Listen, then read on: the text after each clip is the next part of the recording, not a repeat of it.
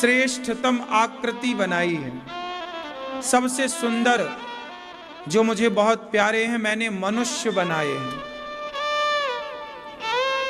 जब भगवान ने आपको बनाया, भगवान ने कुत्ता बनाए, बिल्ली बनाए, चींटी बनाई, मच्छर बनाया, मगरमच्छ बनाया, शेर बनाया, चिड़िया बनाई, पक्षी बनाया, मछली बनाई, जलचर, थलचर, नभचर सब बनाए, लेकिन सबको बना करके भगवान खुश नहीं भये। भगवान खुश कब हुए? जब उन्होंने मनुष्य बनाए।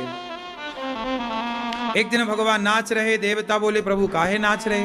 बोले हमने मनुष्य बनाए हैं। अच्छा, तो आपने मनुष्य बनाए हैं, सबसे उत्तम बनाया होगा आपने। हाँ। बोले काहे से बनाए? बोले माटी से। अरे बोले माटी जब इतना अच्छा आपने बनाया तो माटी से काहे बना दिया? सोने का बना दिया होता, चांदी के बना दिए होते। सोने का बनाते तो सोना तो उसकी आयु बहुत लंबी होती है। सोचिए कि आप सोने के होते तो कितने लंबे रहते, अर्थात कितने लंबे समय तक चलते। ये 100 साल बाद मरने की झंझट ही खत्म रहती। क्यों?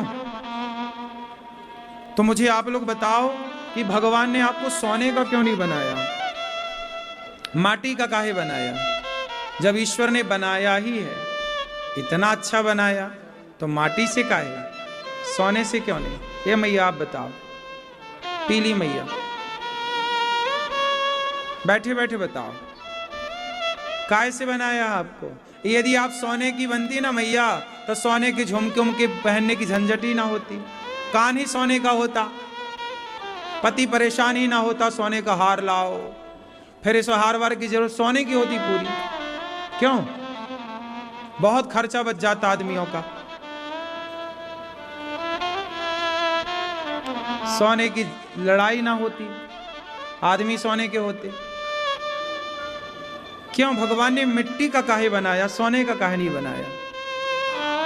सोने में बढ़ने की संभावना नहीं थी, जबकि माटी में बढ़ने की संभावना है। भगवान ने आपको माटी का क्यों बनाया है? जरा विचार करिए, ठंडे दिमाग से सोचिए, ईश्वर कितना दयालु है। भगवान यदि हमें सोने का बनाते तो हम सोने के ही बने रहते, लेकिन हमें भगवान ने माटी का बना दिया कि तुम माटी के बनकर संसार में इतने अच्छे कर्म करो कि वो कर्मों का बीज इतना बढ़ जाए, इतना बढ़ जाए कि तुम इतने बड़े बन जाओ कि सोना भी तुम्हारे आगे फीका नजर आने लग जाए। आप इतने बड़े बन जाओ, कर्म कर